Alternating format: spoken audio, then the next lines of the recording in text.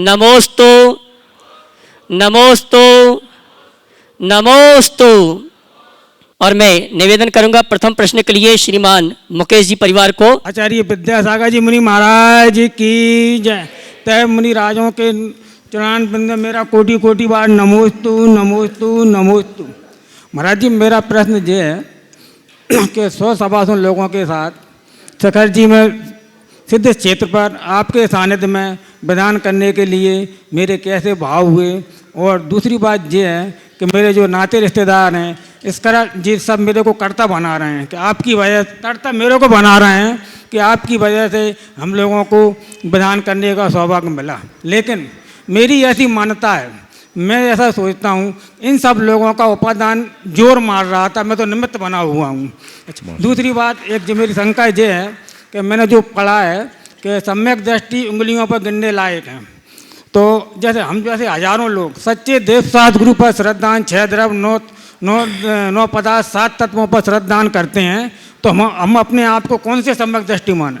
देखिए, आपके एक नहीं 3 सवाल है। सबसे पहले तो आपने ये सवाल किया किस पुण्य के निमित्त से हमें सद अनुष्ठान करने का स्वभाव हुआ। निश्चित मनुष्य को अनुकूल संयोग मिलना और प्राप्त संयोगों का सही प्रयोग करना बहुत दुर्लभ है। अनुकूल संयोग जब तक नहीं मिलते तब तक इस तरह का कार्य भी नहीं किया जा सकता। आपका प्रबल पुण्य था कि आपको अनुकूल संयोग मिले, लेकिन प्रबल पुण्य के साथ साथ निर्मल पुण्य था कि आप उसको सही प्रयोग करने के लिए लगे। लोग धन पैसे को पाप के कार्यों में बहुत खपाते हैं, लेकिन परमार्थ के कार्य में कोई बिरला ही लगा पाता है।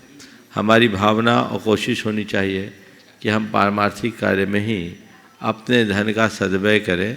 हम धन का खर्च न करें, सदुपयोग करें, जिससे अपने जीवन को धन्य बना सकें। दूसरी बात, हम विधान कर रहे हैं, कराने में निमित्त बन रहे हैं। लोग कह रहे हैं आपके निमित्त से हुआ, लोगों को ऐसा ही करना चाहिए। अरे भाई, जो तुम्हारे लिए कितना अच्छा अवसर दिया, सिद्ध क्षेत्र की वंदना और यहाँ सिद्धों की आराधना का अनुपम अवसर। जब कभी कोई दूसरा अच्छा कार्य करे या कराए, करने में निमित्त बने, हृदय से उसकी प्रशंसा करना, सराहना करना, उसके प्रति कृतज्ञता और आभार प्रकट करना, लेकिन खुद मन में कभी अहंकार मत लाना। अपने आप में यही सोचना कि मैं कौन हूँ, मैं तो केवल निमित्त हूँ। और ये बात सही है मुकेश भाई, जे नहीं आते तो तुम विधान कैसे कर लेते। इसलिए तुम भी इनका आभार व्यक्त कर दो कि आपने हमारे लिए सहयोग दिया। हम आपके आभारी हैं और इसी का नाम है परस्परोपग्रहो जीवाना। इसलिए एक दूसरे के प्रति आभार तो होना ही चाहिए। अब जो आपका तीसरा और बड़ा महत्वपूर्ण सवाल है कि सम्यक दृष्टि तो उंगलियों में गिनने लायक है, तो फिर हम हजारों लोग जो सच्चे देवशास्त्र गुरु के आराधक हैं, हमारा स्थान है या नहीं, मुझे नहीं मालूम। मुझे तो यही पता है कि भले सम्यक दर्शन सम्यक दृष्टि उंगलियों में गिनने लायक है, पर और कोई हो या ना, उनमें मैं तो हूँ। और कोई हो या ना हो, मैं तो हूँ। ये अनुभव अंदर होना चाहिए। अपने श्रद्धान को पक्का रखो। मेरे भीतर की परिणति क्या है ये तो सर्वज्ञ प्रभु जानते हैं, लेकिन यदि मैं अपने सम्यक्त में संशय रखूँगा तो अपने मार्ग में स्थिर नहीं रह सकूँगा। मुझसे एक बार किसी ने कहा, महाराज जी आप अपने आप को सम्यक दृष्टि मानते हो? मैंने कहा मैं अपने आप को सम्यक दृष्टि ही नहीं, मैं रत्नत्रय का अधिपति मानता हूँ। मेरे पास रत्नत्रय की निधि है, और वो निधि ऐसी है जो लोक दुर्लभ निधि है। अनंत भवों में जिस निधि को कोई प्राप्त नहीं कर पाया, मैं भी नहीं पाया, आज सदगुरु की कृपा से मुझे वो दुर्लभ निधि मिली है। मैं उस निधि को 24 घंटे संभाले रखना चाहता हूँ। और जब तक मेरे मन में ये भाव बोध है तभी तक मैं अपनी चर्या और क्रिया में दृढ़ता रख सकूँगा। जिस दिन मेरा ये भाव खत्म हो जाएगा, अरे क्या पता अंदर क्या है, तो मेरे मार्ग में उत्साह ही नहीं रहेगा, क्योंकि मैं पढ़ चुका हूँ। बिना सम्यक दर्शन के ताक तप का कोई अर्थ नहीं, व्रत संयम का कोई अर्थ नहीं, तो मैं उनमें अपनी रुचि क्यों रखूँगा? मेरा मार्ग ही ध्वस्त हो जाएगा। इसलिए मेरी जिम्मेदारी है और मेरा एक धर्म है कि मैं अपने अंदर सम्यक्त के प्रकाश को हमेशा ज्योतित रखूं, सम्यक्तोचित क्रियाओं को करूं, अपने रत्नत्रय की मर्यादा के भीतर रहते हुए अपने जीवन का पथ प्रशस्त करूं, तभी हम अपना जीवनोद्धार कर सकेंगे। नमोस्तु महाराज। दोराया परिवार गरुड़ से श्रीमान प्रमोद जी अपने सभी रिश्तेदारों के साथ। एक अम्मा और बोलेगी, जी, बोलो। एक प्रश्न महाराज जी, चक्रवर्ती सूर्य के दर्शन करते हैं, आकृतिम चैत्यालों के दर्शन करते हैं, तो आज के श्रावक कहते हैं कि सूर्य के दर्शन करके भोजन कर लेना चाहिए, शिखर के दर्शन करके भोजन कर लेना, जबकि सफर वगैरह में ऐसा नहीं है। हाँ। जो लोग इस प्रसंग का उल्लेख करते वो सही तरीके से नहीं करते। वो तो कर्क संक्रांति के दिन सूर्य का बिंब है, उसका अवलोकन चक्रवर्ती करता है। सूर्य विमान में जो बिंब है वो नेत्रेंद्रिय के उत्कृष्ट उपशम के विषय को बताते हैं। इसका मतलब ये नहीं है कि वो चक्रवर्ती सूर्य के ही दर्शन करते होंगे, भगवान के दर्शन नहीं करते होंगे। इसलिए जो अपना कर्तव्य है वो कर्तव्य करना चाहिए। देव दर्शन तो देव दर्शन से ही होगा, शिखर के दर्शन से देव दर्शन की क्रिया पूरी नहीं होती। नहीं, वो ट्रेन वगैरह हम बोलते हैं, इसलिए ब्रेक जर्नी करो, भागते हुए का दर्शन करो। चलो चलिए अगले प्रश्न के लिए दोराया परिवार गरुड़ से श्रीमान प्रमोद जी अपने सभी रिश्तेदारों के साथ। मेरा एक प्रश्न है कि आज के इस आधुनिक ज़माने में जो दिगंबर लड़के लड़कियां हैं वो अब मदिरा सेवन करके पीताम्बर बन गए हैं, तो उनको वापस दिगंबर कैसे बना जाए और आपके मुखारविंद से ऐसा कुछ हो जाए कि जो आने वाली जनरेशन है वो कभी पीताम्बर बने ही ना। दूसरा प्रश्न ये है मेरा कि जब भी कोई व्यक्ति जाने अनजाने में जमीकंद आदि खाकर और ये खेने वगैरह खाकर अपना भगवान का अभिषेक और चरण छूते हैं तो उनको किस तरह का पाप लगता है? देखिए, पहले तो दिगंबर के साथ पीताम्बर शब्द का आपने प्रयोग किया है ना, आदि का सेवन करके पीताम्बर पीने वाले, मतलब पीताम्बर चलिए इसे पीताम्बर शब्द का प्रयोग न करे तो अच्छा है। लेकिन बात सही है कि जैन होने के उपरांत यदि कोई व्यक्ति मदिरा आदि का सेवन करते हैं तो उनके प्रति हमें क्या दृष्टि रखनी चाहिए।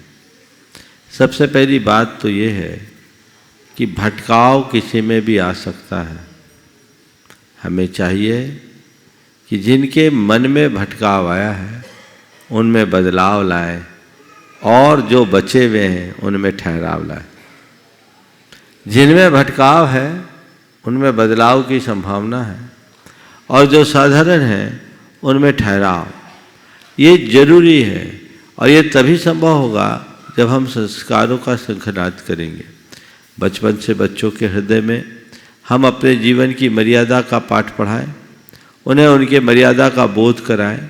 मर्यादा बोध होने से वे अपने जीवन की सीमा रेखा को समझते हैं, क्या करना क्या नहीं करना इस बात को जानते हैं और उनकी भटकाव की संभावनाएं कम हो जाती है।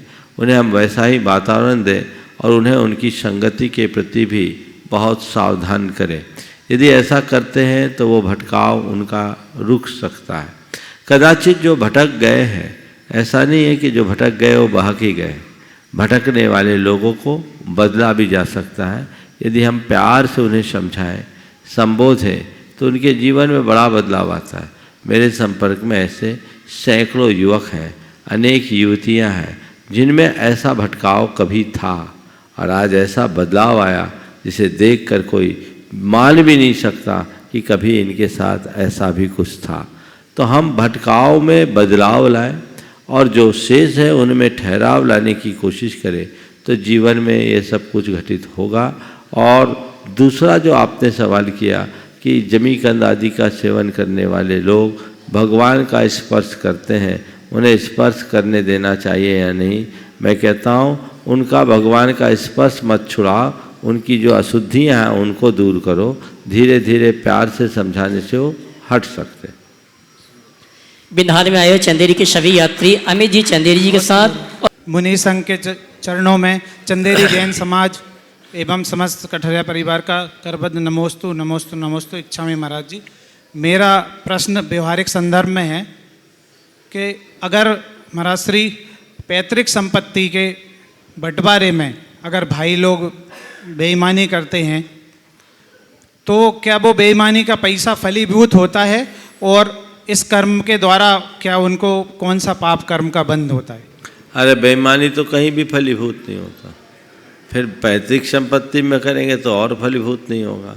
किसी की अमानत में खयानत करना या किसी की संपत्ति को गलत दृष्टि से हड़पने का प्रयत्न करना, ये घोर अनैतिक कर्म है और ऐसा कर्म करने वाला महान पाप का बंधक होता है।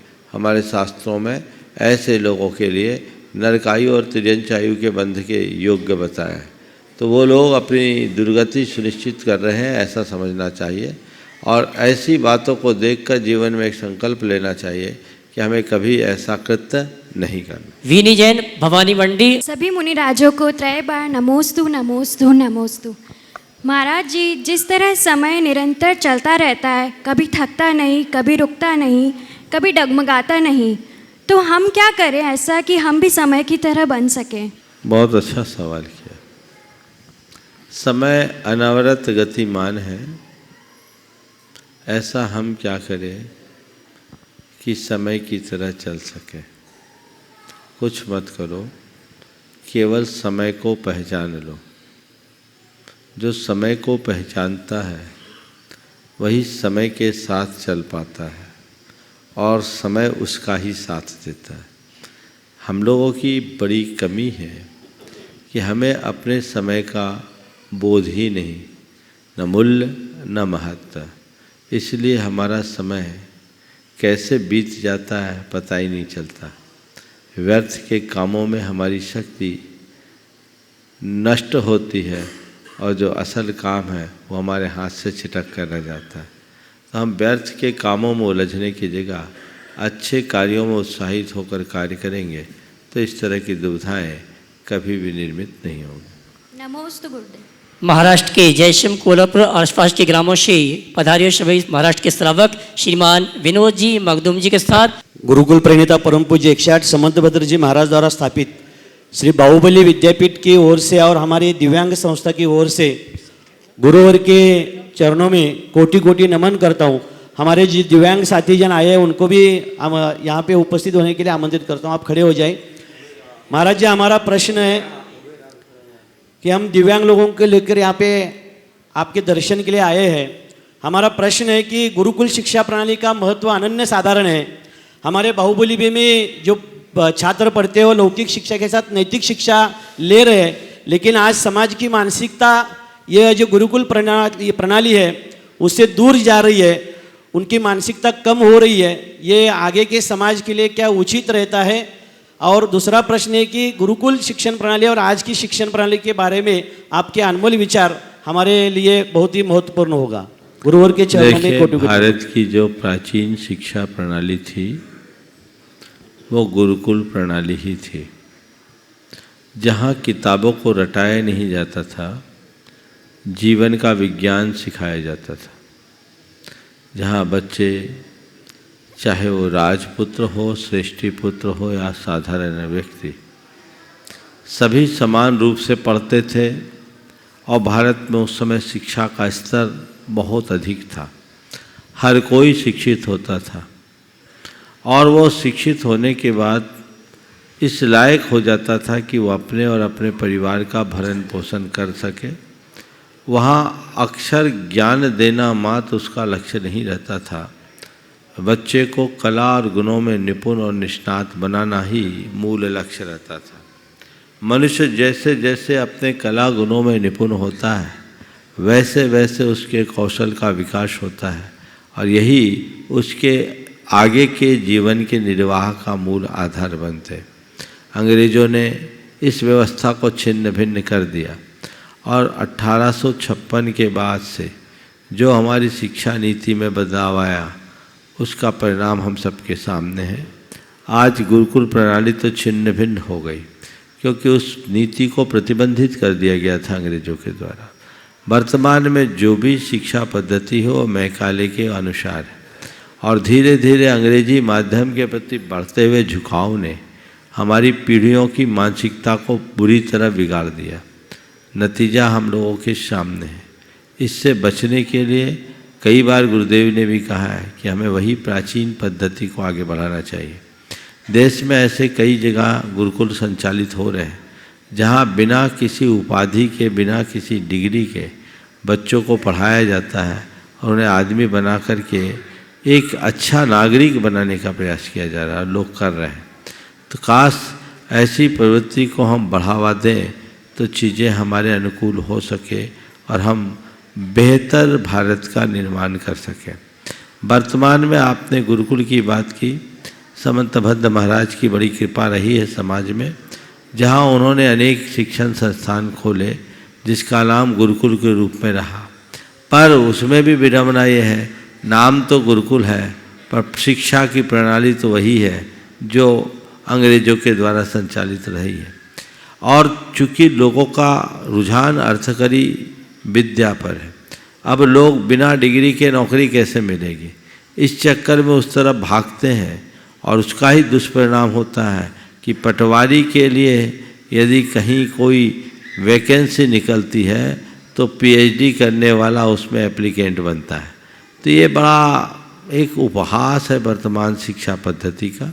तो हमें इन सब बातों को ध्यान में रखना चाहिए। हमारे धार्मिक सामाजिक संगठनों के द्वारा जो शिक्षण संस्थान चल रहे हैं उनका स्तर हमें और ऊंचा उठाना चाहिए और समाज का रुझान ऐसे शिक्षा संस्थानों में अपने बच्चों को दाखिल करके उनके उज्जवल भविष्य को सुरक्षित रखने का प्रयत्न करना चाहिए। गुड़ाकर के शिव साहब श्रीमान सुभाष जी पूनम जी, उसके बाद तैयार रहेंगी बहन नंदिनी दीदी पथरिया। मंच पर विराजमान सब श्रद्धेय मुनिराजों के चरणों में शत नमन। गुरुदेव, ऋषभ विहार दिल्ली में कैलाश पर्वत की प्रतिरूप तैयार किया जा रहा है। इस कार्य में वहाँ की कमेटी, वहाँ के श्रावक ऋषभ विहार के और हमारे परमाणु समूह के हमारे कुछ ट्रस्टी, गुणायतन के ट्रस्टी भी बहुत काफ़ी सहयोग दे रहे हैं गुरुदेव। तो इसमें काफ़ी पुरुषार्थ भी कर रहे हैं, काफ़ी दिनों से तैयारी चल रही है, काफ़ी सुनने में आ रहा है इसके बारे में। तो इसमें ये सब प्रतिरूप बनाना कितना धर्म सम्मत है और इससे कितनी प्रभावना होगी, जितना पुरुषार्थ वो लोग कर रहे हैं, क्या इसका परिणाम होगा गुरुदेव? देखिए, बहुत अच्छा कार्य कर रहे हैं। हमारे यहाँ पंचतीर्थ मूल माने जाते हैं, सम्मेद, श्री गिरनार, कैलाश, चंपा, पावापुर। सम्मेद, श्री गिरनार, चंपा, पावापुर, कैलाश। तो ये हमारे तीर्थ हैं, सम्मेद शिखर, गिरनार, चंपापुर, पावापुर और कैलाश। इन पांचों तीर्थों की ये निर्वाण भूमि है। इसकी संरचनाएं कई स्थानों में की गई। लोगों ने पंच तीर्थ की संरचना की और भाव वंदना वहाँ हम कर सकते हैं। अच्छी बात है, दिल्ली में कैलाश पर्वत की स्थापना की। चूँकि कैलाश पर्वत पर तो जा पाना आज के समय में संभव है ही नहीं, लेकिन यदि इस तरह का कुछ कार्य कर रहे हैं तो बहुत अच्छी बात है। मुझे आपके ही माध्यम से ऐसा मालूम पड़ा है कि वहाँ कुछ हो रहा है। पर दिल्ली वालों से कहूँगा, दिल्ली के लोग बहुत समर्थ हैं और उसमें भी ऋषभ विहार तो और भी समर्थ हैं।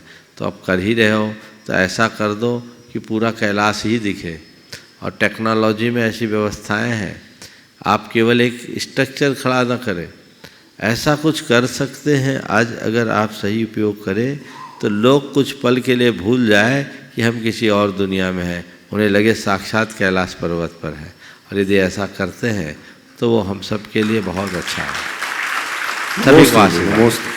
बहन नंदिनी दीदी पथरिया। मंच पर विराजमान सभी मुनिराजों के पावन चरणों में नमोस्तु। एलक जी के चरणों में एक शामी। महाराज जी, मेरा प्रश्न है, स्तोत्र और भक्ति में क्या अंतर है, क्या और इन दोनों को पढ़ने से क्या लाभ होता है? क्या सभी स्तोत्र संस्कृत में ही होते हैं? देखिए, बहुत अच्छी बात। स्तोत्र और भक्ति, इसमें दो चीज़ें और जोड़ दें। मंत्र, जाप, स्तुति, स्तोत्र और भक्ति, इन चारों को हम समझें। मंत्र जाप प्रभु आराधना का सबसे सरलतम रास्ता है और भगवान के या इष्ट के नामस्मरण को ही एक प्रकार से जाप कहते हैं। हम लोग ये बोलते हैं कि आस्ताम तव नमस्त समस्त दोषम तत्संग कथापि जगताम दुरितानि हन्ति। सभी प्रकार के दोषों से रहित आपके स्तवन या स्तुति की बात तो बहुत दूर रहे, आपकी तो चर्चा भी हमारे पापों को नष्ट कर देती है। तो मंत्र जाप या नाम स्मरण कर्म क्षय का बड़ा कारण है। दूसरा स्तवन, जब हम अपने इष्ट के अल्प गुणों को बढ़ा चढ़ाकर बखान करना शुरू करते हैं तो वह स्तुति बन जाती है। स्तुति का मतलब अपने इष्ट के प्रति अनुराग से प्रेरित होकर अच्छे उद्गारों की अभिव्यक्ति। पर इससे आगे है स्तोत्र। स्तोत्र एक पूरी माला हो जाती है, जहाँ हम अनेक प्रकार से अपने इष्ट का स्तवन करते हैं तो वो स्तोत्र बन जाता है। समझ गए? जैसे हम लोग महावीर अष्टक पढ़ते हैं, है ना, ये 8 छंद है।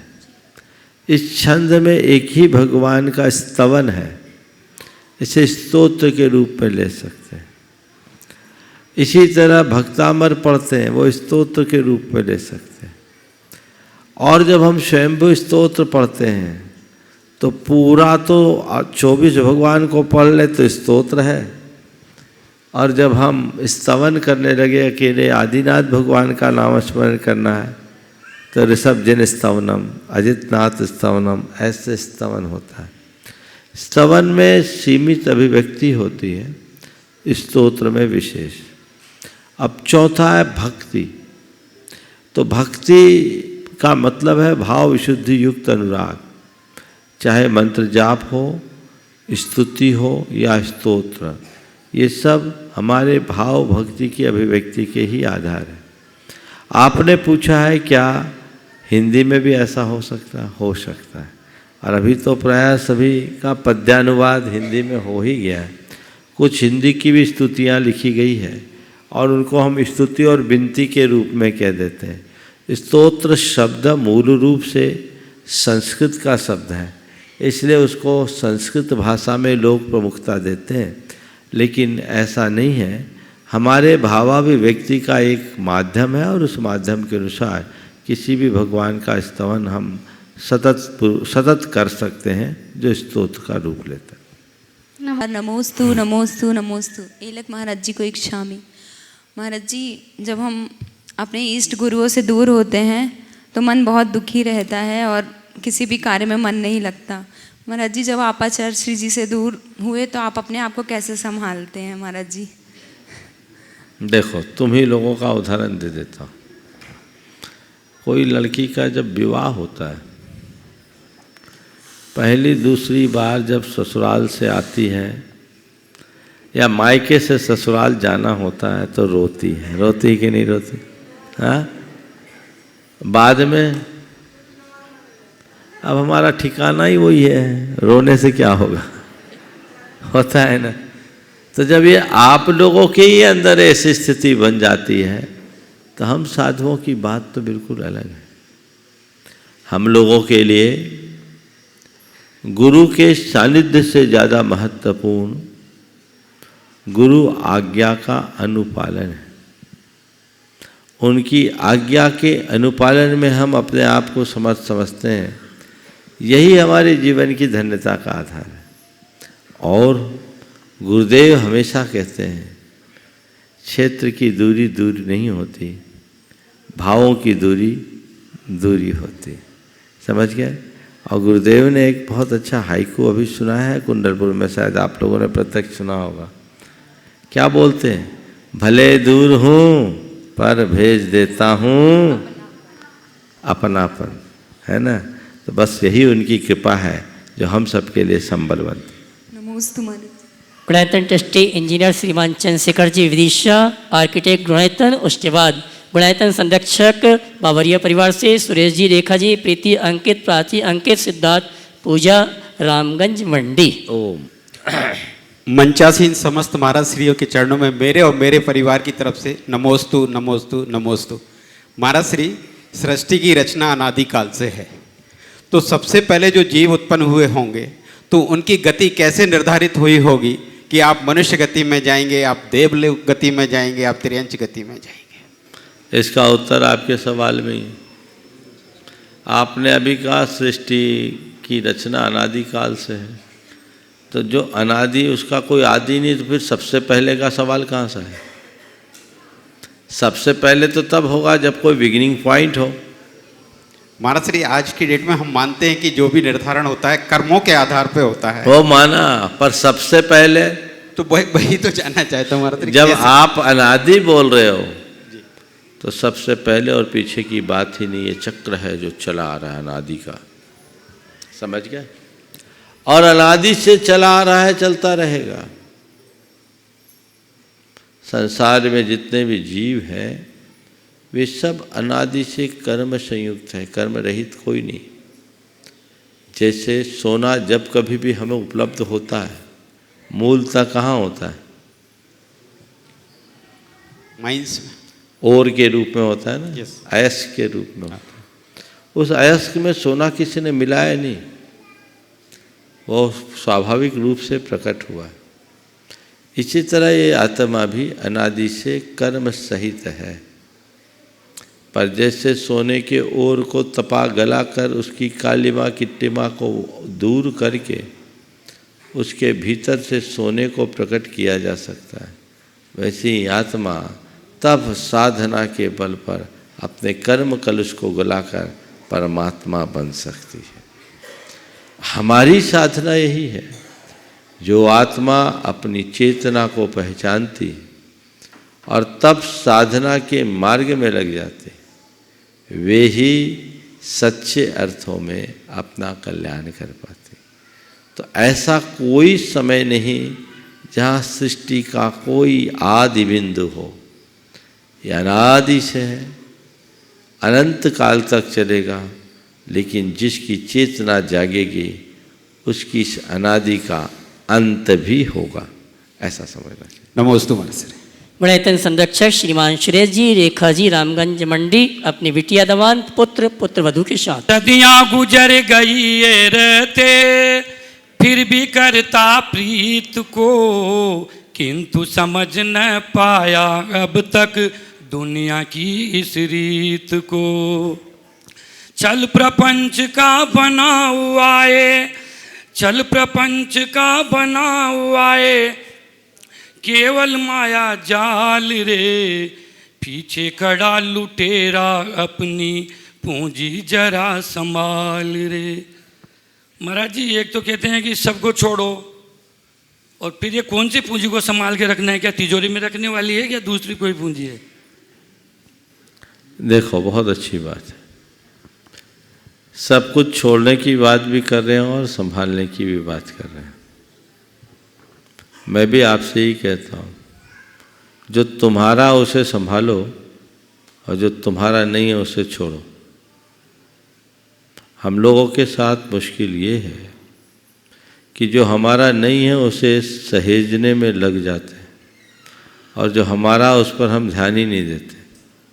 दूसरे शब्दों में कहूँ, जिसका कोई मूल्य है लोग उसके पीछे पागल होते हैं, पर जो अमूल्य है उसे पहचानते भी नहीं।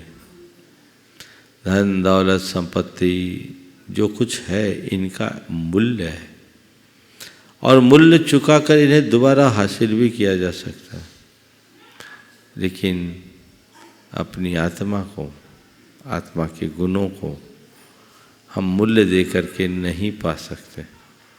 इस जीवन को मूल्य देकर नहीं पा सकते, ये अमूल्य है। और जो इस अमूल्य के मूल्य को पहचानते हैं वो सोचते हैं कि बस जो कुछ है यही है। हम धन वैभव के पीछे 24 घंटे हैं, काश गुण वैभव को पहचान कर उसके लिए कुछ उद्यम करते हैं तो ये सारी दुविधा खत्म हो जाती। तो उसे बचाओ जो तुम्हारा है, उसे छोड़ो जो तुम्हारा नहीं। और आइए चलते हैं मंच पर विराजित संतों की शंकाओं के माध्यम से शंका समाधान के कार्यक्रम को गति प्रदान करेंगे और निवेदन करूंगा अलग श्री निजानंद सागर जी महाराज से इच्छामी सहित इस शंका समाधान का कार्यक्रम समाज में धर्म का प्रकाश फैलाना है, संस्कारों का प्रकाश फैलाना है, देश विदेश में ज्ञान का प्रकाश फैलाना है। ये भी एक स्वाध्याय का अंग है। तत्वाय सूत्र में वाचना, प्रच्छना, अनुपेक्षा, आमना और धर्मोपदेश 5 प्रकार से स्वाध्याय के भेद बतलाए हैं। तो आज मैं महाराज जी से ही पूछूंगा कि स्वाध्याय करते समय हमें किन किन बातों का ध्यान रखना चाहिए जिससे हम धर्म के मर्म को, आत्मा के रहस्य को समझें।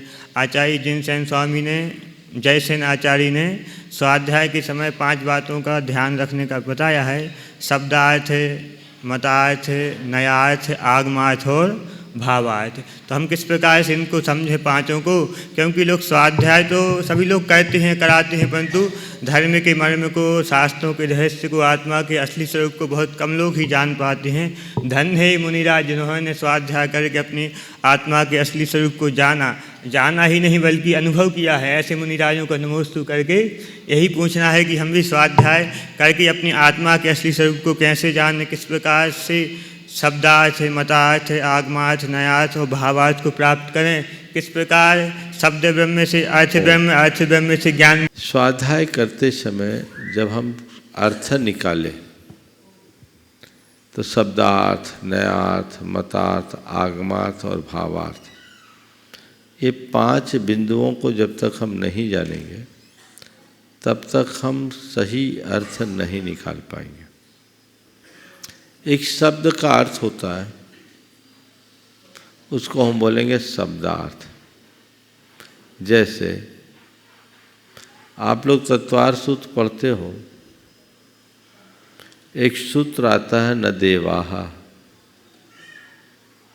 अगर किसी संस्कृत के ज्ञाता से इस सूत्र का अर्थ पूछोगे तो ये बोलेगा देव नहीं होते। ये अर्थ निकलेगा और उसमें उसके अलावा कोई अर्थ ही नहीं है। पर यही अगर किसी जैन आगम के ज्ञाता से पूछोगे तो वो कहेगा देव नपुंसक नहीं होते। वहाँ लिखा तो कुछ नहीं है, लिखा नहीं है, लेकिन अभिप्रेत यही है। प्रसंग पेदों का चल रहा है। तो इस तरीके से जो पूर्वापर बातों को जोड़कर अर्थ निकालता है वही सच्चे अर्थों में आगम का अभ्यासी बनने का गौरव पाता है।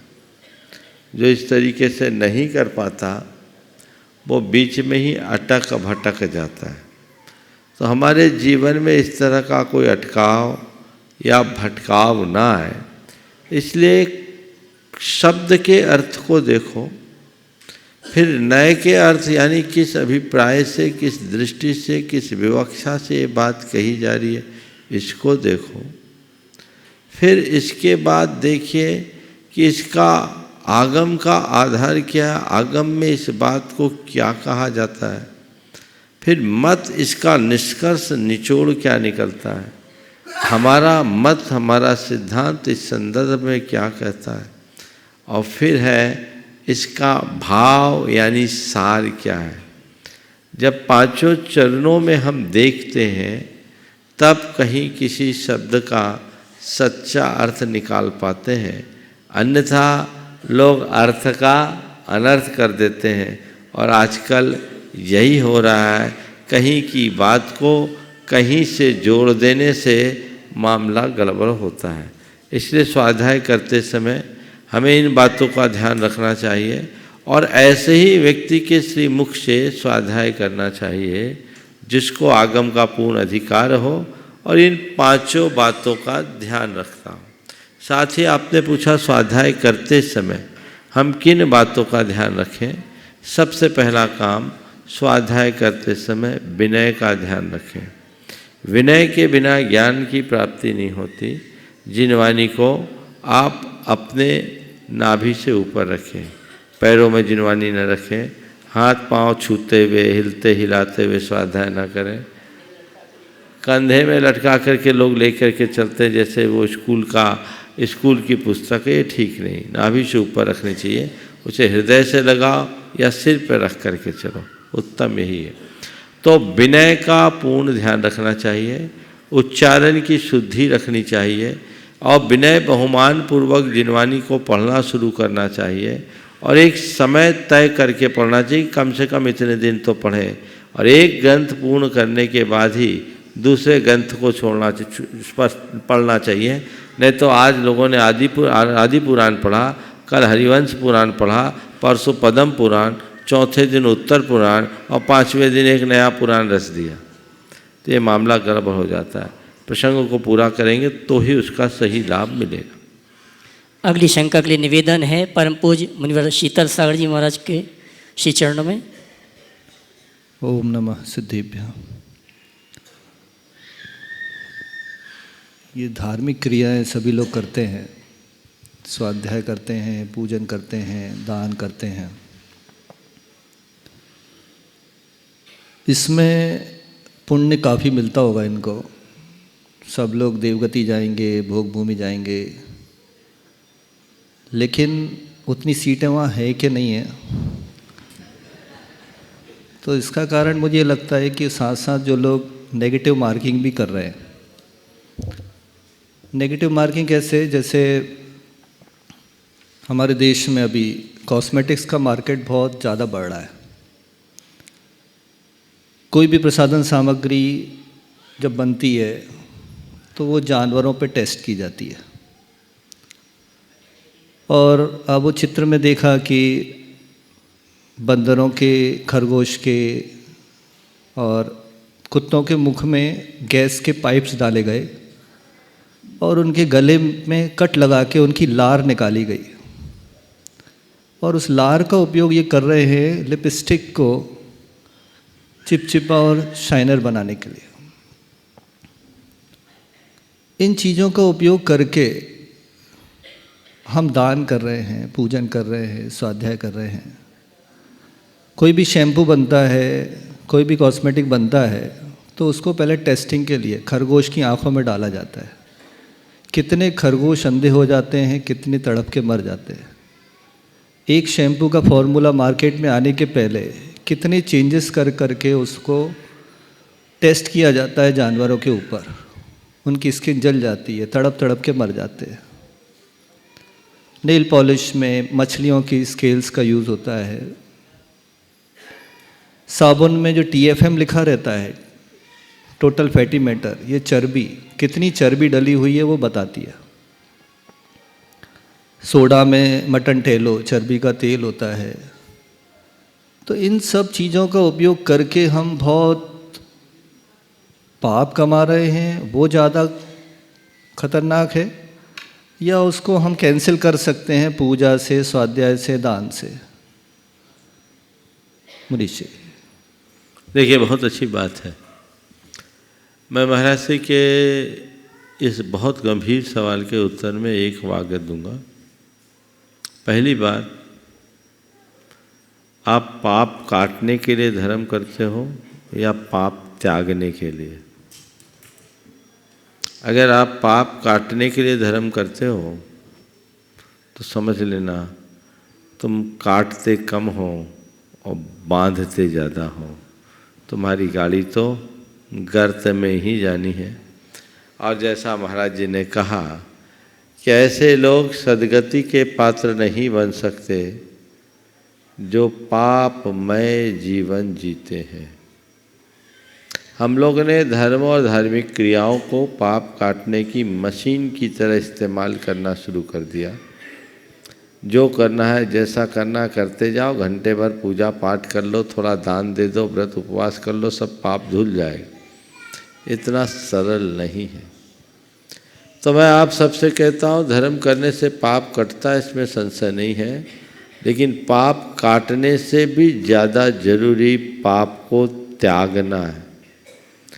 पाप त्यागने का अभ्यास बनाइए और इन छोटी छोटी बातों पर गंभीरता से विचार कीजिए। क्या इनके बिना हमारा जीवन नहीं चल सकता? चल सकता है कि नहीं चल सकता? क्यों नहीं छोड़ सकते? हमारा एक जगह चातुर्मास था उत्तर भारत में, वहाँ अनंत चतुर्दशी के दिन का एक नियम, सभी मंदिरों के दर्शन करते, स्थान का नाम नहीं ले रहा हूँ, हजारों की तादाद में लोग आए और उसमें 75, 80 साल की महिलाएं भी थी, सब लिपस्टिक पोते हुए थी। अनंत चतुर्दशी का दिन, चूँकि बुंदेलखंड से निकल करके पहली बार उधर जाना हुआ, ये दृश्य देखा, थोड़ा सा अटपटा सा लगा। मैंने जब लोगों से पूछा तो बोला, महाराज इसमें 80% महिलाएं उपवासी होगी।